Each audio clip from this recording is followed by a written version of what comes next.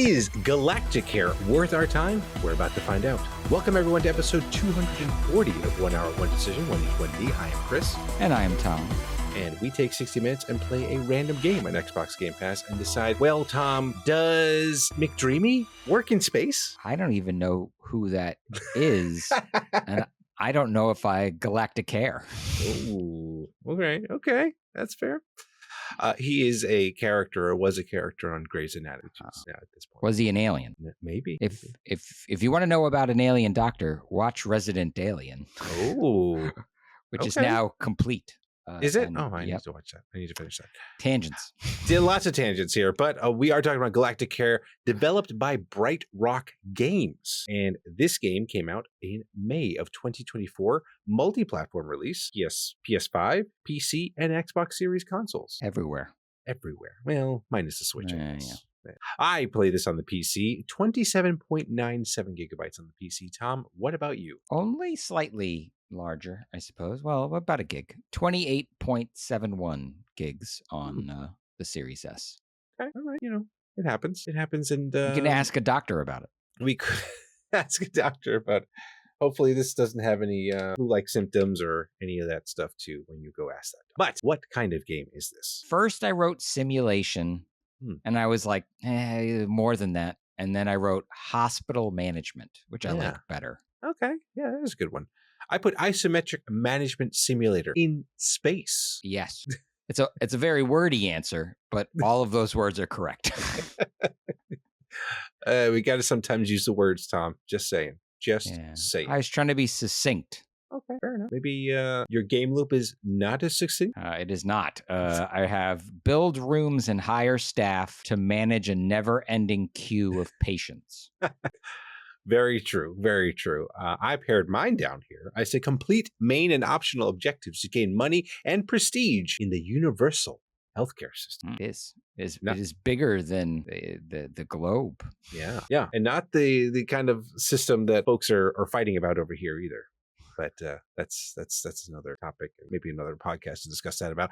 But anyway, let's get into what we liked about this game. There was a skip the story button right in the settings, which I was surprised by. So this game has a story to it, and you could just kind of go, no thanks, I'm just going to manage a hospital in space. And I was like, all right. It's weird to me to see every once in a while you get like the skip these cutscenes thing. It's like, okay, like chatterboxes. But this was like straight up like, no, I just want to play the game. No thanks on the story. Yeah, just get rid of all the time wasted on voice actors and everything like that. I just want to get right to work. Running a hospital in space. But yes, that I didn't even realize that the button was there. But your second note I did notice. Yes, there's a challenge mode toggle. For anyone who is brave. So if you really want to make this difficult, you could skip the story and also put it into challenge mode. A hardcore mode. Why not? People love their their runs, the hardcore modes where you only have one life and then your character gets deleted, and maybe similarly you just delete yourself after this. I don't know. While I put those both as likes, I want to say that one of the things I did genuinely like, and so I would discourage you from doing these things, is that there was real levity in the dialogue in the tutorial in the story. There's a boning chamber. There's lore for these space aliens called the Ode. Yep. Even for the humans, there's like lore and stuff like that. Yeah. But yeah. And there's like the AI character is just very cavalier. Yeah. Like it's funny. So I would say leave all that stuff in.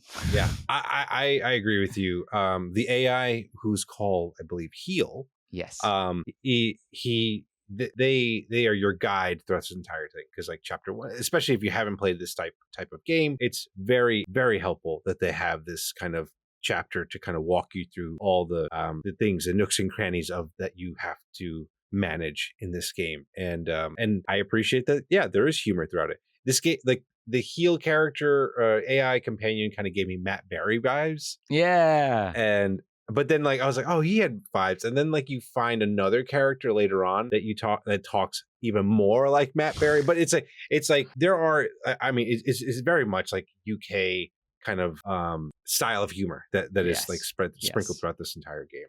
Monty Python-esque almost. Yeah, and it was good. I appreciate it. Definitely made me chuckle a lot. And but yeah, like I mentioned before, that I thought that the tutorial, at least chapter 1, was a very thorough tutorial and walks you through a lot of stuff that you have to get through. And I liked that you can like click on the objectives and it gives you a little bit of hints on what you need to do, because there are a lot of menus and stuff like that you have to kind of wade through. But yeah, I appreciated that too.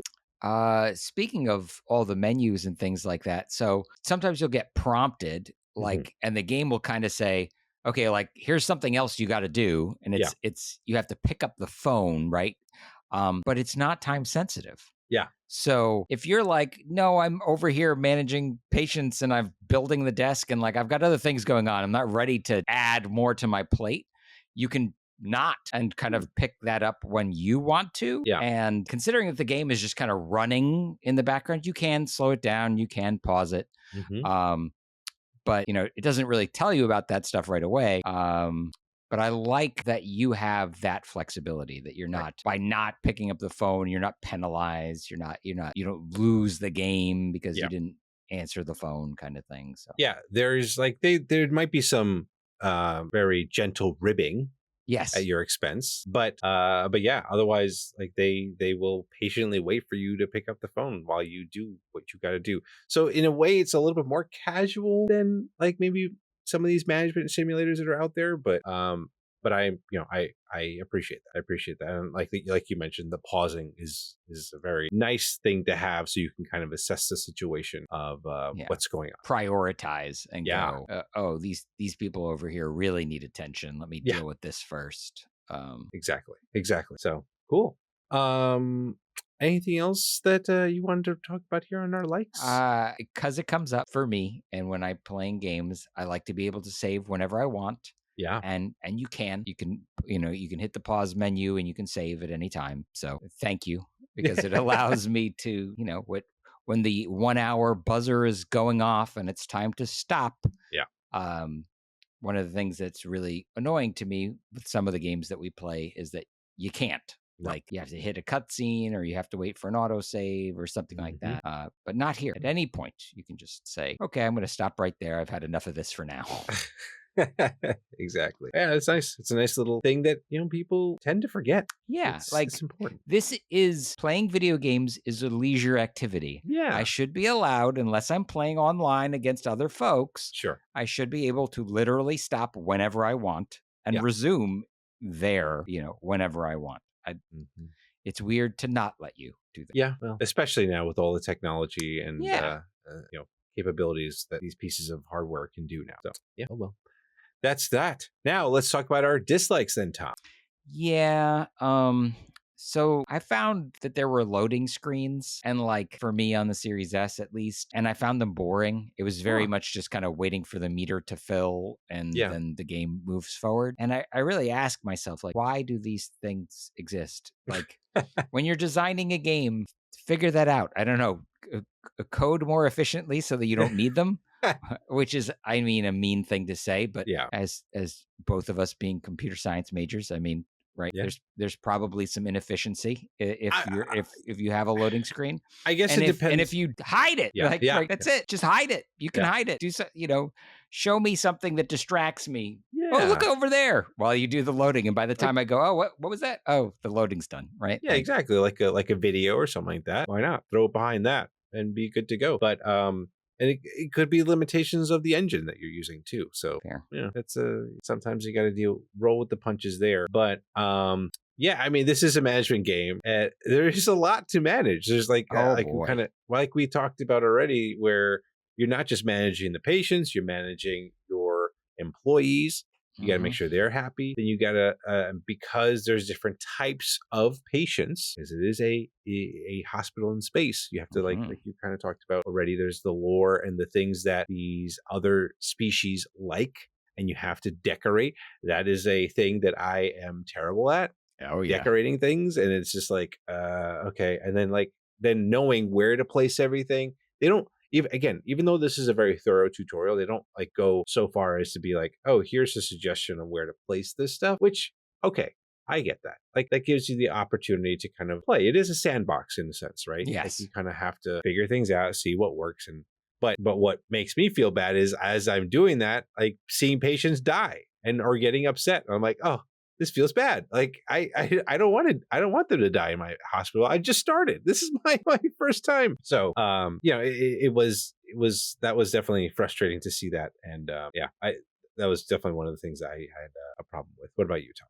Yeah, no, I think it's interesting in that, I guess because the game is happening in real time. Yeah. And probably the first thing they should have taught you in the tutorial is how to pause the game. Yes. And they don't. No. So these problems start to mount where it's like, now I've got a dead patient. Well, the tutorial hasn't gotten to the part where it teaches you about dead patients yet, but you have one. Yeah. So it's like, well, how do I deal with this? I don't know. But if the game had taught me how to pause, maybe I wouldn't have had the dead patient in the first place. Yeah. It starts to snowball. Yes. And really managing a space hospital ends up feeling like work. Yeah. Because it is, right? Yeah. This is a job. In the real world, you could manage a hospital and it's work, right? You get paid significant money to do it, in fact. Yeah. And there's a lot going on and you're being pulled in lots of directions. And while the tutorial is teaching you a thing at a time, it's not necessarily teaching you about the thing you're dealing with in front of you right now. So it can get a little frustrating in that I do feel like I wasn't playing it on hard mode. Mm-hmm. I wasn't, I didn't skip the tutorial. I went through what should be the natural progression of being taught how to play, but still felt overwhelmed. So there's a disconnect there, I think. Yeah, I agree. And kind of like what you were saying earlier, like there are times where you're just doing something and it feels like, the tutorial just hasn't caught up to you in like the situations. And that's definitely frustrating. And I did play this on mouse and keyboard, which felt pretty nice. It was being able to pan the camera and any which way you wanted was super helpful, but maybe not so much on the controller. No, not at all. It was very obvious that this was designed for mouse and keyboard support. Mm-hmm. Most management things are like, of course, it's easier to go and put your pointer on something and say, I'm going to deal with this, as opposed to mouse around with the controller. It's just not what a controller is designed to do. Yeah. So playing this on the Series S, on top of being, overwhelmed perhaps by the amount of things going on, the controls are kind of fighting you in a way. Yeah. That would clearly be much more intuitive on mouse and keyboard. So I would say if you're going to play this, definitely I would encourage you, if you can, use a mouse and keyboard to do so. I'm curious if you had seen or like how did it feel when you were like building out the rooms? It was, not great. I mean, because it's like trying to select an item and rotate it and put it on a particular wall and that sort of thing. Yeah. I mean, there's a reason that, playing The Sims on the computer is like the best place to play it. Right. So when you have elements like that in your manage a hospital, you're going to have to put walls down. You're going to have to put posters up and put down, placement of basic things like, the tools and the machinery was pretty easy. Yeah. It gives you, whether it's green or red, this is a safe placement. This is in the right area, no obstructions kind of thing. But really, when you want to get down into minutia of like putting a poster on a wall, that's where it starts to, be problematic. Like the precision, you need that kind of precision for that stuff. Yeah, I get that. The broad strokes you can do with the controller, and it's just fine. But yeah, I mean, I will say to the games, like the game does try to help out. Like you can rearrange things and stuff like that if you need to. There's no penalty with that. But I will say when I even with the mouse and keyboard, the thing that got me frustrated was when the room, the overall room has these little like divots or something like that, and you're trying to build a room, and you're usually trying to create a square or a rectangle of whatever size. But then when you need to add, then you have that gap in between the outer wall, and you're like, oh, that's so frustrating. It's like gross. And then like only later in the game or my time did I realize, oh, okay, I can kind of go back and add those extra like pixels or the tiles for that room in that little like divot. So it was like, now it felt more like an actual room.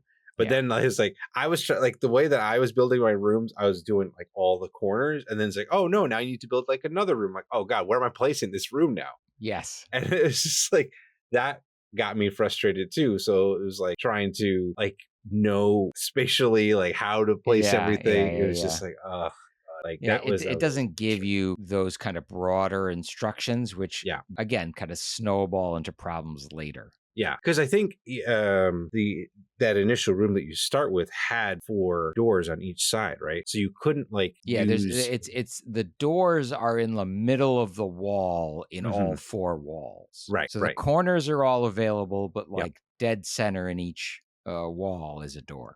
Yeah, so it was like, okay, so yeah, you like, I guess I should have just like made the rooms a little smaller or something, but it was like, oh, and as you're building the rooms, it's like, oh wow, you're making your room very spacious. I'm like, oh, thank you.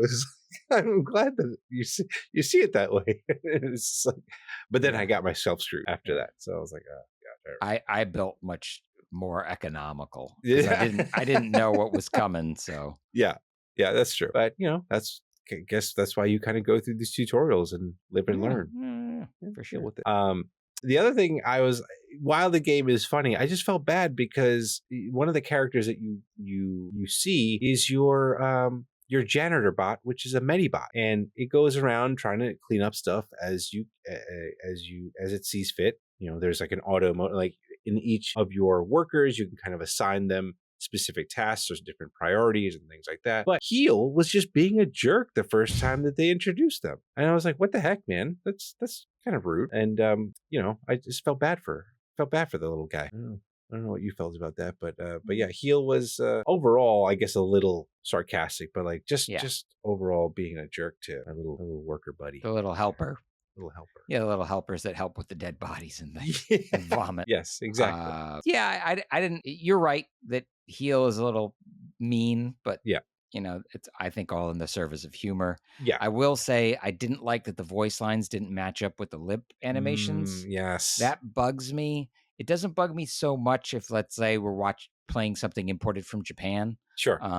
But it does bug me when like especially with the phone calls, right? It doesn't mean anything. The phone calls, like I feel like they should have just left them static images, and they could have done that. Totally would have been fine with that. But yeah, like honestly, that may have helped with. I got lag. Sometimes when I had a couple of different menus and things open, the game slowed down like noticeably enough that I wrote it down. Oh wow. So yeah, maybe taking out some unnecessary animations may have helped with that. With performance. So how about you did mention the loading screens, but like I just remember one loading screen at the beginning, and that was it. Mine happened a couple of times. Really? Huh. Yeah. That's unfortunate. Maybe that's why you don't play these games on consoles. Play it on PC. Play it on PC. Yeah. What we're hearing is a lot of, if you're going to play this on the computer. Yeah. You kind of alluded to this, dealing with the dead patients. I was just saying overall, it was just hard to figure out how to keep the patients happy with all the decorations and stuff like that. It's like, come on, man. I'm just starting off here. Give me a little bit of time to get things in order here. Well, I guess technically I could pause and do all that stuff too. But this is chapter 1. Chapter 1 of, I don't know however many chapters there are in this game, but I guess we'll talk about that in a little bit. Maybe you can tell us. I can. We'll roll into our other thoughts here, because How Long to Beat says this game more or less takes about 19 to 24 hours to complete, or if you want to be a completionist, about 42 hours. Okay. So it's pretty hefty. So long to longer. Yeah, exactly. This does have xCloud capabilities. You do need a controller if you're playing it on your mobile device, but if you've got like a Steam Deck or a ROG or whatever, okay, you can do all that stuff there. It is also Xbox Play Anywhere. So buy it once, you can play it anywhere that you can be an Xbox. So very cool. Good on them for doing that. What do you got, Tom? So I learned that there are some later scenarios where you work for a deep space prison. Oh. And then there's another one that's a music festival. Oh, my. So it's not just about running this one hospital that you start in. I found out that the developer's previous game is something called War for the Overworld, which is a fan sequel to the Dungeon Keeper series. Oh, okay. That was a cool series. Yeah.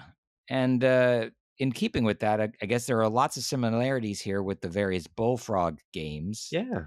Games like Theme Hospital, Dungeon Keeper, Theme Park, etc. I have very fond memories of Theme Park as when I was a kid. I had fond memories of Theme Hospital. So that lots of inspiration was drawn from that and lives here, which you do see at least in the first hour, but it sounds like continues and is more pervasive as you continue to play. So all right. Well then, Tom, we do need to find out, are we keeping this game on our respective hard drives, or do we shoot it out the airlock? Well, I will go first, and I will say I am shooting it out the airlock. It reminds me of the sim games that I played and enjoyed as a kid, which is good, but now I have a job and I don't want to work on my time off. So no thanks. If I'm going to manage a hospital, they can pay me to do it. That's fair. Yeah. Like you said, might be a pretty penny with those. Look, I mean, I am going a different route here. I had a blast playing this. This had the right amount of humor, and that it gives me that management itch that I guess I have or want outside of work. So there's that, and therefore I'm keeping. I mean, I don't know if I'm going to go to completion with this game, but I am definitely going to give it a few more hours because I had fun. I had fun playing this, and that's an important part of the game too. I would argue it is the most important part. Yeah. Yes. Yeah. And fun is defined by you, not by anyone else. Right. So there's that. So cool. Those are our thoughts. Let us know what you think of this game. Follow us and say hello on Blue Sky at 1H1D, on Twitter and Threads at TC1H1D. Shoot us an email at TC1H1D@gmail.com, or check out our next streams on Twitch at twitch.tv/1H1D. Maybe say hello there. Or, we do post this on YouTube, so maybe send us a comment down below. Say which Bullfrog game is your favorite, and why is it Theme Hospital? No, great question. Dungeon Keeper is good too.